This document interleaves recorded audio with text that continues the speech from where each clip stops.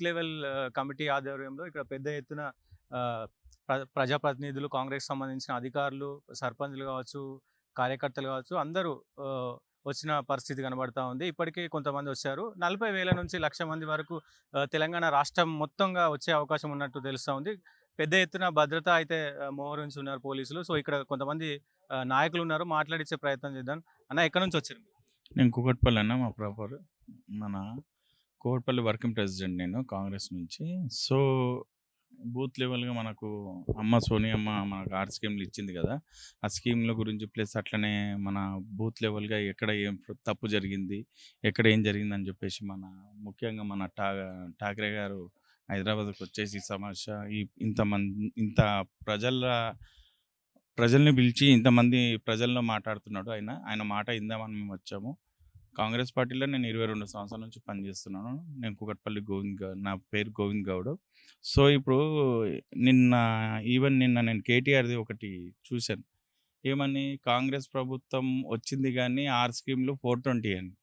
6 స్కీమ్‌లు 420 కాదు. ఎప్పుడైతే సోనియా గాంధీ ఇందిరాగాంధీ ఎప్పుడైతే ఆమె నోటి నుంచి కాంగ్రెస్ నుంచి మాట ఎప్పుడైతే ఇచ్చిందో ఆ మాట నిలబెట్టుకుంటేనే వచ్చింది కాంగ్రెస్.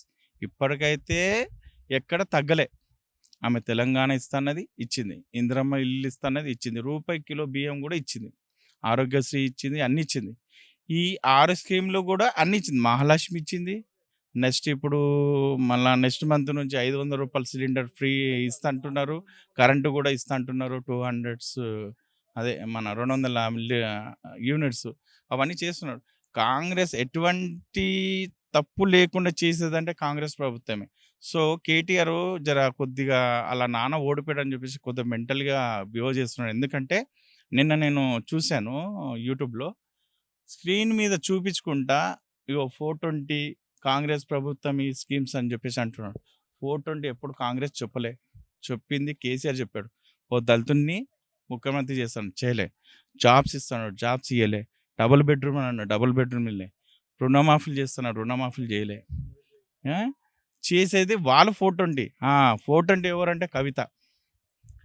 లిక్కర్ స్కామ్‌లో దొరికిందంటే కవిత. ఈయన గచ్చిబౌలిలా ఆయనదొక ఫార్మ్ హౌస్ చూస్తే ఆశ్చర్యపోవాలి. అది 420గా తీసుకున్నది. వీళ్ళందరూ 420 టీఆర్ఎస్ ప్రభుత్వం అన్నది 420 సారీ బీఆర్ఎస్ అయింది. బ్రాండ్ అండ్ విస్కీ అయిపోయిందనుకో ఇప్పుడు 420 లాగా అయిపోయింది ఆళ్ళది. కానీ కేటీఆర్ తెలంగాణ గలం, తెలంగాణ బలం మేమే అంటుండుగా మరి. తెలంగాణ గలం, తెలంగాణ బలం అంటే దోసుకనీకే రెడీ అది. ఏ జిల్లాల ఎక్కడికెళ్ళి పోయి అడిగిన పేద ప్రజల్ని అడిగినా గూడా పేదవాళ్ళు ఏమంటున్నారంటే, మా పొలాలు లాక్కున్నారు. మా భూములు లాక్కున్నారు. మనల్ని కొడుతున్నారు. మనల్ని హింసపెడుతున్నారు. ఈవెన్ ఒక సర్పంచ్ నుంచి ఒక ఎమ్మెల్యే దాకా దోచుకొని తింటున్నారంటే ఎవరి బలం? ఎవరి బలం? కేటీఆర్ బలం, కేసీఆర్ బలం. కొంతమంది రైతులు రైతు బంధు రాలేదని కొంతమంది ఇబ్బంది పడుతున్నారు. సో, కేసీఆర్ ఉంటే ఇట్లా కాకపోతుండే అని చాలామంది చెప్తా ఉన్న పరిస్థితి కనబడుతుంది. దీన్ని ఎట్లా చూస్తారు? ఇప్పుడు రైతు బంధు పడతలేదని చెప్పేసి అంటున్నాడు కేసీఆర్ గాని, ఆ రైతు బంధు ఉన్నోనికి పోతుంది గాని లేనోనికి వస్తలే. ఇప్పుడు మా రేవంత్ అన్న ఏం నిర్ణయించిండంటే, ఉన్నోన్ని కట్ చేసి లేనోనికి ఇయ్యాలని చెప్పేసి ఆలోచనలో ఉన్నాడు. రైతు బంధు పడతది పడదని కాదు. ఈ 6 స్కీమ్‌లు బంగారం లాంటి స్కీమ్‌లు పడ్డ తర్వాత రైతు స్కీమ్‌లు ఇయ్యదని చెప్పేసి మా సోనియా గాంధీ ఎట్లా అనుకుంటారు? 100% సోనియా గాంధీ పేదలకు చెయ్యాలనే చూస్తది గానీ, పేదలను తొక్కడం కాదు. మొన్న ఏం జరిగింది కేసీఆర్ ఒక మాట అన్నాడు. అది బాగా గుర్తుంది నాకు. నేను ఓడిపోయినా గూడా నాకేం ప్రాబ్లమ్ లేదన్నాడు. నువ్వు ఓడిపోయినా గూడా ప్రాబ్లమ్ లేదంటే నువ్వు వందల కోట్లు, వేల కోట్లు దోసుకొని పెట్టుకున్నావు నువ్వు. ఏం ప్రాబ్లమ్ లేదు. ఈడ ఉన్న ప్రజలంతా మోసపోయారు. కానీ కాళేశ్వరం ప్రాజెక్ట్ ఏదైతే అవినీతి అని కాంగ్రెస్ వాళ్ళు చెప్తుర్రు. ఇదివరకు ఎలాంటి యాక్షన్ తీసుకోలేదు. సో, దాన్ని కూడా తప్పుగా చూస్తుర్రు ప్రజలు. అంటే ఇంకా చెప్తుంది గానీ ఏం చేయట్లేదనే కోణంలో చూస్తుర్రు. దాన్ని ఎట్లా చూస్తారు? ఎందుకంటే మా ఉత్తమ్ కుమార్ రెడ్డి గారు ఉత్తమ్ కుమార్ రెడ్డి గారు ఫ్లైట్ ఎక్కాడు. అదే హెలికాప్టర్‌లో తిరుగుతున్నాడు. అన్నీ చెక్ చేసాడు. దాన్ని మొత్తం మూవ్‌మెంట్స్ అన్నీ తీసుకొస్తున్నాడు. మొన్న కోమటిరెడ్డి గారు గూడా మాట్లాడాడు. ఏమని? అది అవినీతి ఎట్లా జరిగిందన్నది మేము లాక్కొస్తాం, తీసుకొస్తాం. మీరు ఎంతెంత తిన్నరు, దాని ఎంబడి ఎవరున్నారు, ఆళ్ళందరిని లాక్కొచ్చే బాధ్యత గూడా మా బాధ్యత ఉందని జెప్పేసి గూడా వెంకటరెడ్డి అన్నాడు, ఉత్తమ్ కుమార్ రెడ్డి గారు కూడా అన్నాడు ఈ మాట. రేవంత్ రెడ్డి గారు దావోస్ పర్యటనలో ఇంగ్లీషు చక్కగా మాట్లాడలేదు, తెలంగాణ పరువు తీసిందని చెప్పి కేటీఆర్ కావచ్చు, సోషల్ మీడియాలో కావచ్చు పెద్ద ఎత్తున ప్రచారం జరుగుతుంది. ఎట్లా చూస్తారు? అంటే డూప్లికేట్, ఒరిజినల్ అనే ప్రచారం జరుగుతుంది. దాన్ని ఎట్లా చూస్తారు? ఒరిజినలే అండి. మా రేవంత్ అన్న ఇంగ్లీష్ మాట్లాడంగా వాడు చూశాడా? వాడు చదివింది అమెరికాలో. రేవంత్ అన్న ఇక్కడ ఉండి చదివిండు, ఆయన మంచిగా చదివిండు. ఆయనతో నేను రేవంత్ అన్న మనిషినని నేను చెప్పుకుంటలే. రేవంత్ అన్న ఇంగ్లీష్ మాట్లాడింది కూడా నాకు తెలుసు. ఎక్కడ మాట్లాడితే ఇంకా తనది. ఓసారి రమ్మనండి. ఆయన మాట్లాడే ఇంగ్లీష్ ఏందో, ఈయన మాట్లాడే ఇంగ్లీషో వాళ్ళిద్దరిని కూర్చోబెట్టి మాట్లాడిపిద్దాం. ఫైనల్‌గా నిన్న కేటీఆర్ మాట్లాడుతూ గుంపు మేస్త్రి అని చెప్పి సీఎం రేవంత్ రెడ్డి గారిని అనడం జరిగింది. దాన్ని ఎట్లా చూస్తారు? కరెక్ట్‌గా చెప్పారండి. కరెక్ట్‌గా చెప్పారు. గుంపు మేస్త్రి అనేది వాళ్ళ నాన్న. కేసీఆర్ గుంపు మేస్త్రి అనేది వాళ్ళ నాన్న. ఆ మేస్త్రి కింద వీళ్ళంతా కూలోళ్ళు. కేటీఆర్, కవిత, హరీష్ రావు, ఆ తర్వాత ఎమ్మెల్యేలు. ఎందుకను ఏడైతే స్కీమ్లు ఉన్నాయో, ఏడైతే రోడ్ మన దాన్ని ఏమంటారు, అదే మన రోడ్ టెండర్లు అవన్నీ దోసుకోవాలంటే గుంపు మేస్త్రి చెప్తేనే కదా. మేస్త్రి చెప్తేనే గుంపు ఉంటుంది. మేస్త్రి చెప్తేనే గుంపు ఉంటుంది. మేస్త్రి ఎవరు? కేసీఆర్. గుంపు ఎవరు? కేటీఆర్. వీళ్ళంతా వినాలి కదా. వాళ్ళు గుంపు మేస్త్రి, వాళ్ళు 420 వాళ్ళ మాట. కేసీఆర్ ఒకటి అన్నాడు, ఒక దళితుని ముఖ్యమంత్రి చేయకపోతే నేను నాది మాట అంటే మాట లేదంటే గొంతు కోసుకుంటాను. కోసుకోమనండి. ఇప్పుడు వాళ్ళు కూడా అదే అంటారు. 9 తారీఖే మేము స్కీములు 6 స్కీములు అన్ని ఇంప్లిమెంట్ చేస్తామన్నారు, చేయలేదని చెప్పి వాళ్ళు కూడా అదే. ఆల్రెడీ కాంగ్రెస్ ప్రభుత్వం నుంచి స్కీములు రిలీజ్ అయితే అంటే ఫస్ట్ ఆఫ్ ఆల్ ఒకటి మహిళలకు ఉచిత బస్సు ఇచ్చింది, అది నడుస్తుంది. ఎన్నికల ప్రచారంలో రేవంత్ రెడ్డి గారు కావచ్చు, మిగతా నాయకులు ఎవరైనా 9 తారీఖు అన్ని ఫైల్స్ మీద అంటే 6 గ్యారెంటీస్ మీద సంతకం చేస్తా అని చెప్పారు. అది చేయలేదు. వాళ్ళు చెప్పే మాట అది చేయలేదు అని చెప్పేసి సంతకం చేసిరు. దానికి ఒక గైడెన్స్ ఉంటుంది. ఇప్పుడే రావాలి, ఇప్పుడే నేను ఇప్పుడు ఒక యాక్చువల్లీ మొన్న ఎలక్షన్ జరిగింది. ఎలక్షన్ జరగకుండా సీఎం కమ్మంటే ఎవడని అవుతాడా? కాదు కదా. అలా 100 days టైం ఇచ్చారు.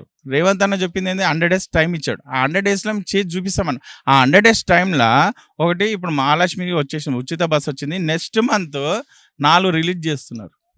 4. సో ఇవి పావుల స్కీములు ఏదైతే ఆరోగ్యశ్రీకి సంబంధించింది ఉందో, అలాగే ఈ ఆర్టీసీ బస్సు ఉంది, పావుల స్కీమ్ అని చెప్పి కూడా కామెంట్ నడుస్తుంది. స్కీమ్ ఏం లేదండి. ఆర్టీసీ బస్సు వాస్తవానికి ప్రభుత్వం ప్రజలకు ప్రజా రవాణా కల్పించాల్సిన బాధ్యత ఉంది. ప్రస్తుతానికి నేను రోజు ఇప్పుడు కూడా ఆర్టీసీ బస్సులోనే వచ్చాను. అంతకుముందు ఆక్యుపెన్సీ 40% ఉండే, ఇప్పుడు 75% పెరిగిందని కండక్టర్లు రెగ్యులర్గా నేను అడుగుతున్నాను. అయితే బహుశా 1500 బస్సులు త్వరలో రెడీ కాబోతున్నాయి. ఒకేసారి బస్సులు రావు, దానికి తగ్గట్టు త్వరలో ఒక 2-3 నెలల్లో దశల వారీగా రాబోతున్నాయి. అలానే ఇది ఏంటంటే కొద్ది రోజులు ఉంటుంది. ఎట్లుంటుంది అంటే స్టార్టింగ్లో పెట్టినప్పుడు మహిళలు అధికంగా ప్రయాణించడం, ఎక్కడైతే దాన్ని సర్వే చేసి ఏ రూట్లో అయితే ఎక్కువ కావాలనో త్వరలో బస్సులు పెంచబోతున్నారు. దీనికి ఏం జరుగుతుందంటే జెంట్స్కి సీట్లు దొరుకుతలేవు, అలాగే మహిళలు కొట్టుకుంటారు అని చెప్పేసి కూడా పెద్ద ఎత్తున ప్రచారం జరుగుతుంది. అంటే అప్పుడప్పుడు జరుగుతుంది సార్. వీడు జనరల్గా మామూలుగా జరుగుతుంది. స్కీమ్ ఇంప్లిమెంట్ చేసే సమయంలో ఇవి చూసుకోవాలి కదా ప్రభుత్వం. ప్రభుత్వం ఈ స్కీమ్ ఫెయిల్ అయింది స్కీమ్. ఒక్క నిమిషం. ఏదైనా ప్రవేశపెట్టేటప్పుడు ఫస్ట్ 80% సక్సెస్ అవుతుంది. సో ఎక్కడైతే జనాభా ఎక్కువ జర్నీ చేస్తున్నారో దాని ప్రకారం వాళ్ళు ఆర్టీసీ డిపో కానీ ప్రభుత్వం కానీ త్వరలో 1500 బస్సులు ఆ రూట్లలో ప్రవేశపెట్టబోతుంది. అంతకుముందు చాలా సంవత్సరాలుగా బస్సులు ప్రొవైడ్ చేయలేదు, అన్నీ అద్దె బస్సులే ఉన్నాయి. సో రాబోయే ఈ ప్రభుత్వం త్వరలో 1500 బస్సులు ప్రవేశపెట్టబోతుంది. ఆ సమస్య కూడా త్వరలో తీరబోతుంది. ఇప్పుడు కేటీఆర్ కావచ్చు, కేసీఆర్ కావచ్చు, హరీష్ రావు గారు పెద్ద ఎత్తున కాంగ్రెస్ ఏం చెప్తుంది ఎలక్షన్ ప్రచారంలో అంటే పెద్ద ఎత్తున స్కామ్ జరిగింది అని చెప్పి, ఇది వరకు కొన్ని కూడా వాళ్ళ యాక్షన్ తీసుకొని పరిస్థితి కనబడుతుంది. ఒక్క నిమిషం. ఇప్పుడు స్కామ్ జరిగినప్పుడు ఏం చేయాలి, దాని మీద ఎంక్వైరీ చేయాలి. ఎంక్వైరీ చేసి రిపోర్ట్ వచ్చినాక దానిపైన రిపోర్ట్ ఇస్తుంది. అంతేగాని జరిగిందని మనం అనగానే కాదు కదా. దాని ప్రకారం ఇంజనీరింగ్ ప్రకారం మినిస్టర్ ప్రకారం ఎలా జరిగిందో అని తీసి పర్ఫెక్ట్గా దాని ఎవిడెన్స్ చూపించి దాని మీద కేసు వేయాలి. ఏం ఎవిడెన్స్ లేకుండా కేసు వేస్తే అది పోతుంది. ఇప్పుడు 6 గ్యారెంటీలు 100 రోజుల్లో 100% అమలయ్యే గ్యారెంటీలు అంటారా? ఖచ్చితంగా అవుతాయి. ఖచ్చితంగా ఫస్ట్ 2 ప్రవేశపెట్టారు. ఇప్పుడు మీ ఇంట్లో మీరు ఉన్నారు, ఒక నిరుపేద మహిళలు, మీరు జర్నలిస్ట్ ఉన్నారు, మీకు కూడా ఇల్లులు కావాలని చాలా కాలంగా ప్రతి జిల్లాలో 9 సంవత్సరాల నుంచి ఫైటింగ్ చేస్తున్నారు. మీకు ఇళ్ల స్థలాలు ఇవ్వలేదు. సో ఇవ్వాలంటే అసలు మీరు జర్నలిస్ట్ ఎంతమంది, అక్రిడిటేషన్ కార్డు ఎంతమంది, పేదలంటే మొన్న 6 గంటలు అప్లికేషన్లు ఇచ్చారు. అప్లికేషన్ 17వ తారీఖు వరకు ఆన్లైన్ అయింది. దాని మీద ఎంక్వైరీ జరగలేదు. అసలు నిజమైన పేదవాడు అనేది ఎవరో తెలియాలి కదా. సో ఇంకోటి ఏంటంటే దానికి అప్లికేషన్ సంబంధించి గ్యాస్ కానీ మా కరెంట్ బిల్ కానీ అన్నీ తీసుకున్నారు. తీసుకున్న తర్వాత ఏంది మొత్తం తీసుకున్నాక దాని ప్రకారం ఇస్తారనమాట. నెక్స్ట్ మంత్ నాకు తెలిసి విద్యుత్ గ్యాస్ ఇవ్వబోతున్నారు. ఇల్లులు దశ వారీగా ఇవ్వబోతున్నారు.